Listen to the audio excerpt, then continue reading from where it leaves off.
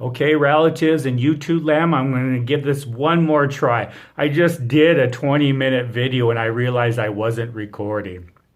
So real quickly, before I lose your attention, who am I? My name is Michael. Why am I here? I'm here to share a reading on Native American meditation. It's a book. And I'm here to introduce myself. My name is Michael. I'm from the Ahangtuan Oyate, the Yankton Sioux Nation, but I live in Sioux City, Iowa, which is right next to South Dakota, where I'm originally from. And again, this is my second video, so please bear with me and be patient with me. And stay with me, because the purpose of these videos for me is to I've been doing it through another media. I usually go live, and so I really need subscribers so I don't have to use up all the data on my phone or whatever. I mean, I don't know. Maybe that's the case. Maybe it isn't, but I think that it is. So I need 1,000 subscribers. So please share these videos so I can subscribe to my page, and then I can go live, because this is raw. This is unedited. It isn't. I haven't prepared for it. The only preparation that I have done is I burned some sage to cleanse my consciousness, to cleanse my thinking, my heart, and then to cleanse my living space of negativity, and to do it in a good way, to the best that I can. And so I never prepare for these. It's always raw. It's always uncut. It's unedited. This is me. It hasn't been airbrushed or filtered, you know. I'm putting myself on the spot because I want to find out what happens in my life when I put myself on the spot. And so now I'm on YouTube, and so that I could reach more people, because that feels right to me. And so anyways, I'm going to do this reading again. I swear, I just put my heart out on the line. I just exposed myself. I put myself out there. And then I looked and I pressed this button right here. I don't know if you can see it. You probably can. Then I found out that I hadn't even been recording yet. Oh, you know, these things are emotional for me. And they take a lot out of me. When I connect and when I'm in a real authentic, and I call it spiritual way. And so I need some filling up to do. You know what I'm saying? And I think the only way that I'm going to get filled up is that people are encouraging, as I'm going to try and be, and people are loving as I'm going to try and be, and people are understanding and compassionate and all that fuzzy wuzzy beautiful stuff that I'm going to try to be during these readings. So I invite you into my life, into my heart, into my spirit, into my thinking and into my thoughts, and I put myself out there in a good way, that whatever this creates in my life or your life or into creation, it's going to be good and it's going to be helpful. And so with that, I'm going to do the reading again. Oh my God. And I will tell you this real quickly. This is only my second YouTube video as far as this goes. So please bear with me. I get a little bit nervous about it because it's just not my friends list who I do these videos for. And I have been doing them for a couple of years, probably off and on. And so I'm going to continue to do that. So here we go.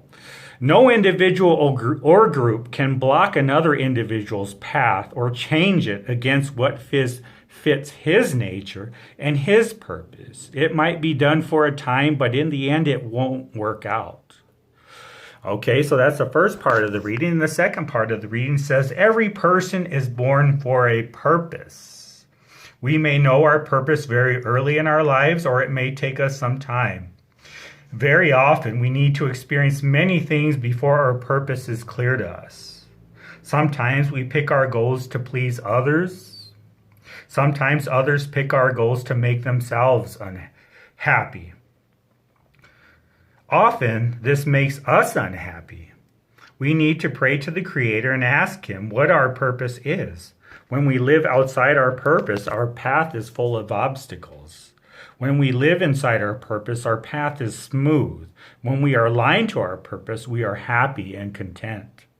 And then there's also always a prayer at the bottom, so I'll read that prayer.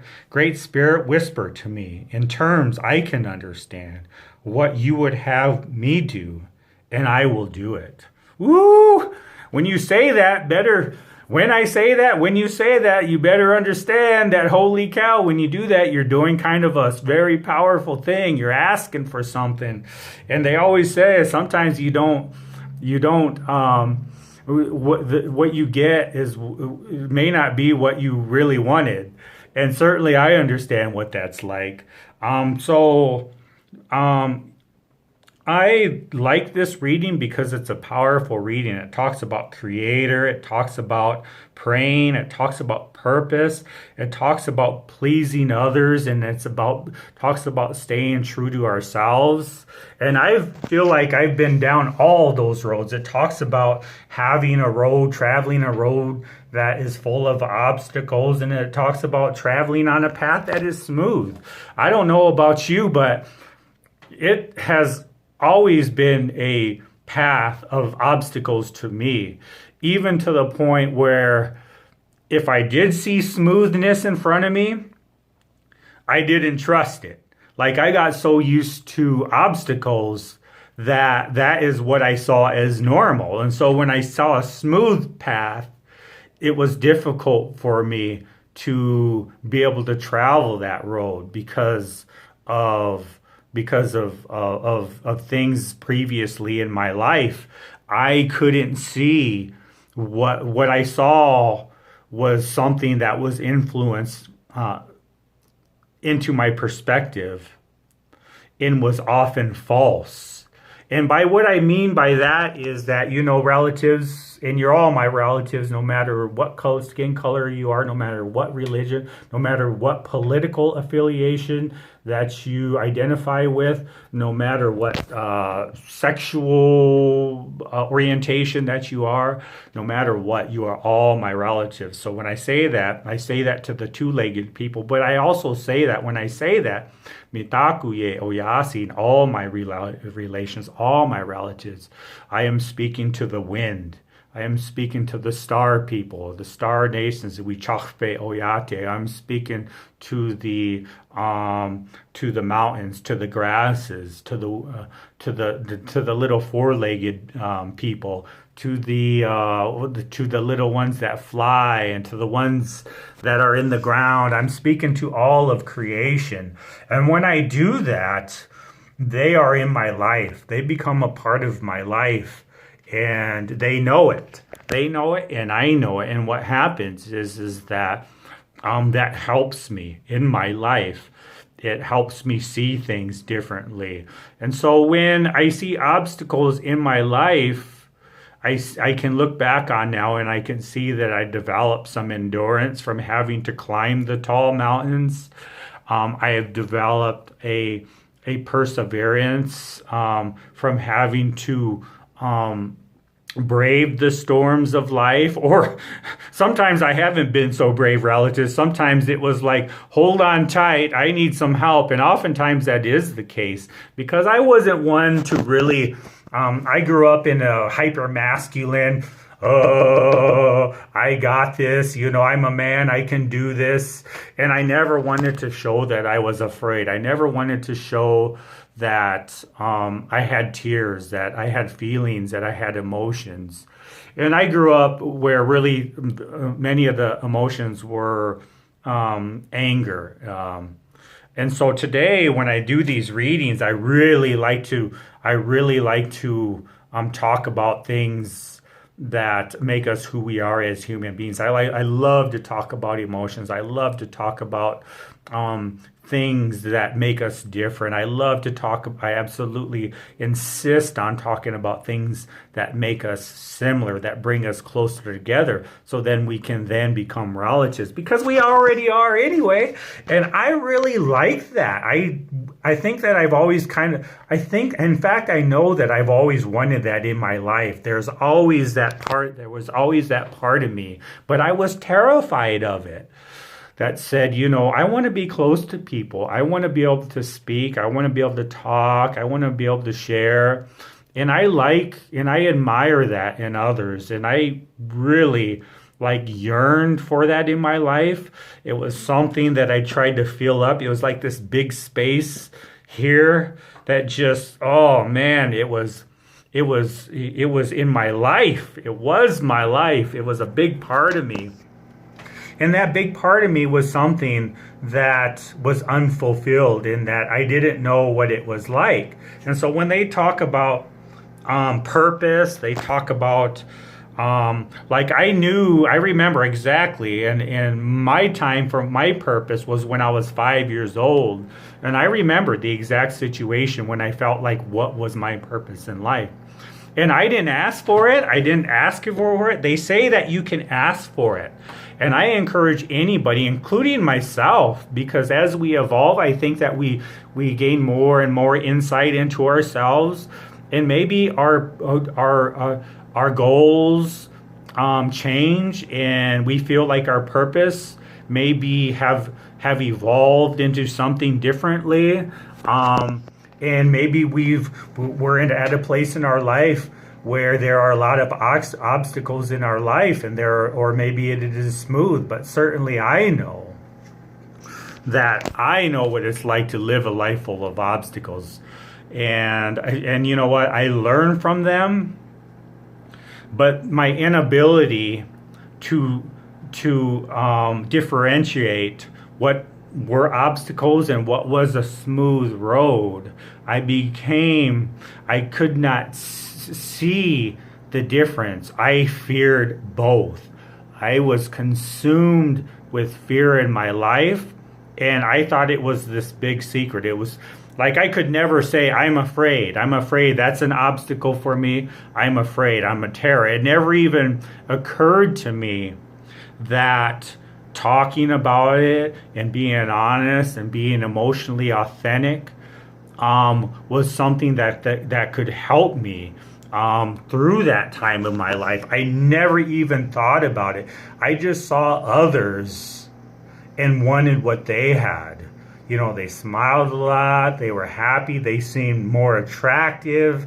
I really judged myself very harshly, and I judged others very harshly. And if you didn't fit the mold or the criteria from what I saw on TV, or what I felt was a success, or what I felt was attractive, then I was very judgmental. And most powerfully, I was very judgmental towards myself, towards the person that looked in the mirror. And so I was filled with that. And that certainly influenced my vision, and the vision I had as far as the path that I was on, and where I had come from, where I was at in the moment, and where I was going. That is the perspective that influenced my vision to what I saw. And so I avoided the road. I did my best to avoid it. I avoided people. I avoided kindness. I avoided emotions. I avoided my best, because to interact was to face the fact that I felt socially incapable. To show you who I was risking that judgment that I had already bestowed and criticized of who I was. And I was blind to the fact. It even got to a point when I didn't even trust kindness in others. When people gave me a compliment, I shied away from it. I became afraid of that. I became afraid of love. And to me, that in itself is an obstacle. And to me, that creates obstacles in my path that come from my way of thinking, that come from my perspective. And it almost killed me. It almost killed me. I'm grateful to be alive here today, and to be able to talk about things differently, and to continue to learn. Old habits die hard. Sometimes I sabotage relationships, or I have in the past. Sometimes I don't trust. It's difficult for me to trust. And so I'm on that learning path now. That is the part of my life that is something somewhat of an obstacle. It is difficult for me to trust somebody. It is difficult for me to accept kindness. And so that has been a part of my road. And now that I've gotten better at it, I've discovered something that is far more intoxicating into my life and natural, that now that I think that's why I like to do videos like this, is that I know that there is more, that now that I have that in my life, that has taken its place in my spirit, its rightful place. Now that I can see it in the eyes of other people, that yearning for those experiences, that fear, that that way of life, that experience. And to me, what I see is that I learned a lot from it. But to me, I feel much more alive now. I feel very different. And so it's to the point where if my path is smooth, it feels good. I am able to see that, and I'm able to appreciate that, and I'm able to learn from it.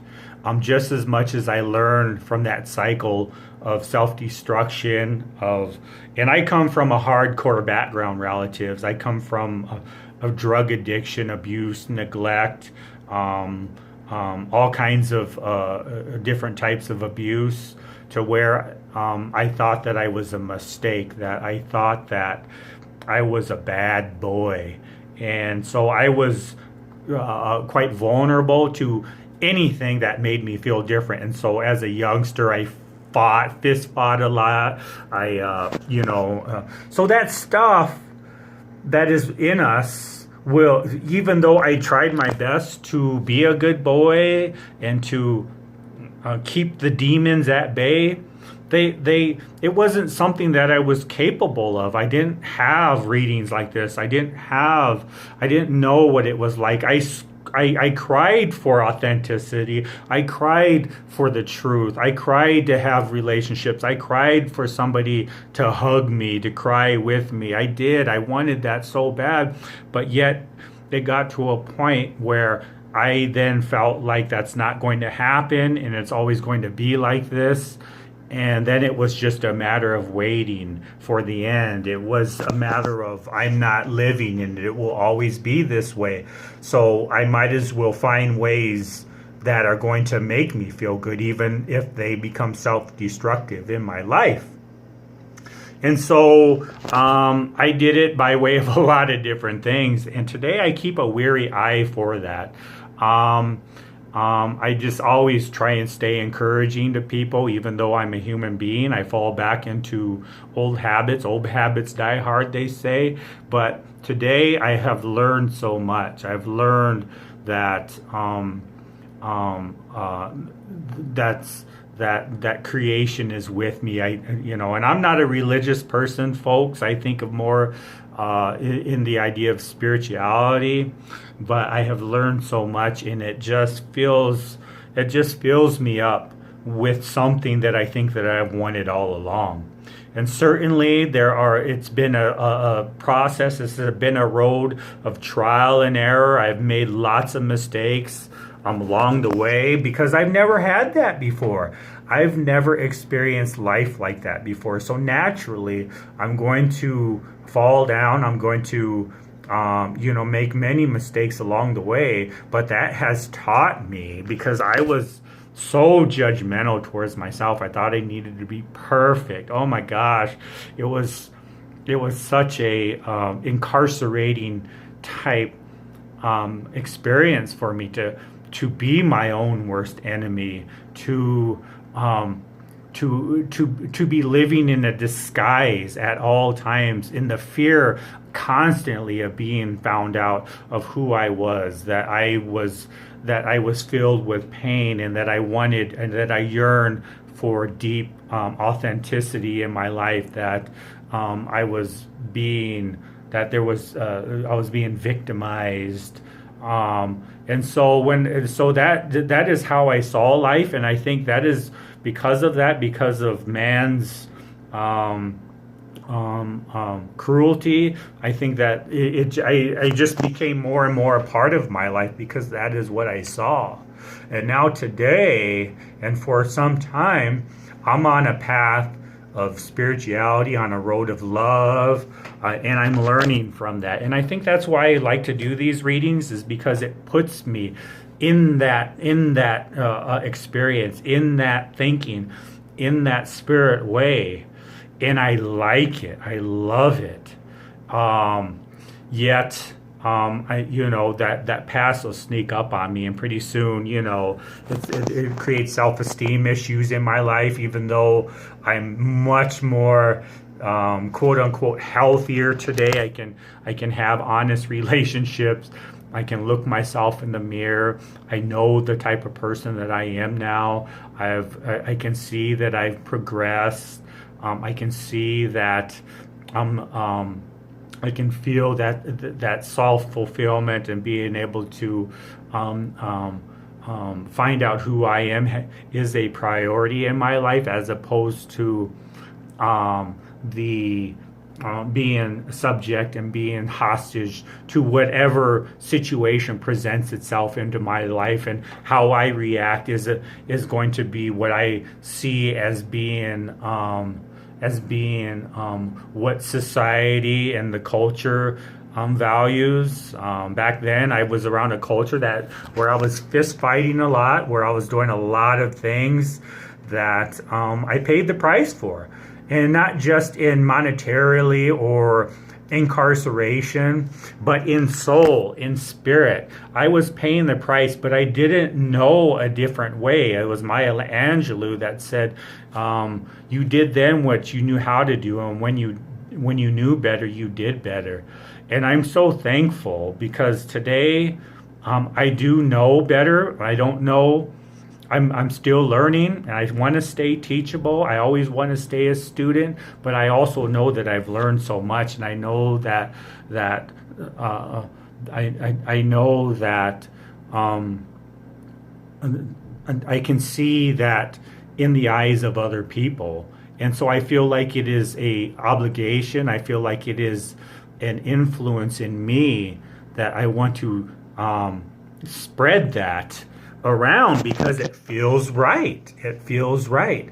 I was a vessel for the opposite at one time, and that never felt right to me. Never. I couldn't drink it right into me. I couldn't drug it right into me. I couldn't crime it right into me. I couldn't fist fight it right into me. It always felt wrong. And so that, that's why I'm so thankful, and I so want to be non-judgmental towards other people that are in that place, or wherever place that you're at, no matter if you're in a high-rise penthouse apartment or whether you're living on the streets. Creation sees spirit, and that's who we are. And so I am thankful that I know that, but it cannot just stop at a knowing. It cannot stop. See, when you put yourself into that, and when you become a part of that, I have become a part of the flow that is a part of the unseen world. Man only sees what? In 3 dimensions. Well, there is much more to this world and much more to this life. And we know it. We experience that all the time. And so myself, I am not, it doesn't sit well with me to sort of just sit on what I learned without what has, and the results it has produced into my life. And then just to let it stay. It feels like something that needs to evolve and to radiate from me. And I've always been afraid of that. I've always been afraid to speak. I've always been afraid to say I love you. I've always been afraid to, but and that showed itself because I was at one time I was a very angry person, and underneath all that anger was all that pain. And so I learned how to express myself that way, but now I'm much more interested in learning how my expression, I've learned how to express myself differently.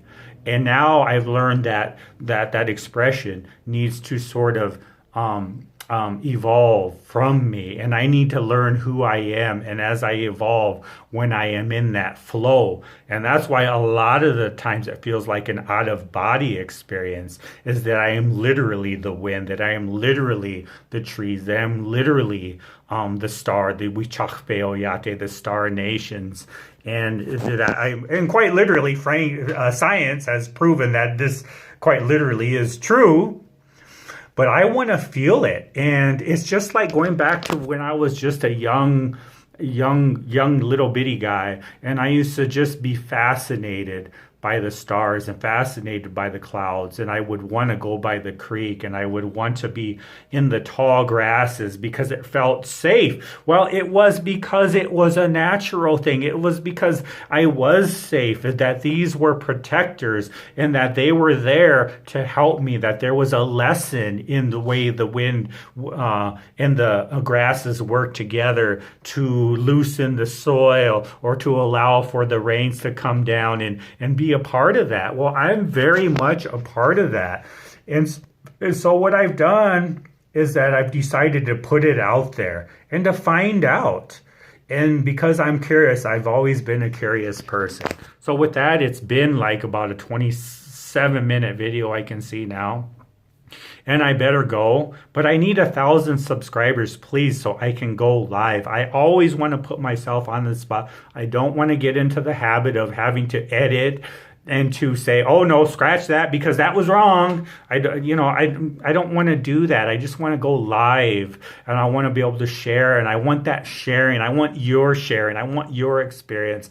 I want your love. I want your expression. I want people to be able to say, yeah, I shouldn't have did that. That was a mistake, and I got hurt, and I feel hurt. And now if we can put ourselves together, we then learn something that is part of the unseen world that is influential and helps us. So with that, I better get going because I've been at this again. My name is Michael. Please comment on this if you feel like. Have that expression, risk that vulnerability so we can find out who we are. We know who we are when we protect ourselves from the truth, when we protect ourselves from the risks. There's a saying that says, you thought trying was risky. Wait till you get the bill for not trying. And so I apply that to spiritual ways as well, to who I am right here in soul and spirit. And so please do that. And if you'd love to have conversations like that, just inbox your email to me or something, and we can expand on this, because I think that we hunger for that. I know I certainly did. I yearned for it. I was hungered. I tried to satisfy that hunger by other things, but it was something that couldn't be satisfied by that. And it was something that had to come from spirit. So I ask you to do that. Risk that. And let us find out. Let us hear what the bird people, the winged people are saying to us. Let us be teachable again. Let us be learners again. Let us be vulnerable again. Let us use our imagination when we are. Let us be inspired. So with that, I'll say, Doksha Ake. I'll see you again soon. Wopira Tanka. Wakantika Niewashte. May God bless you.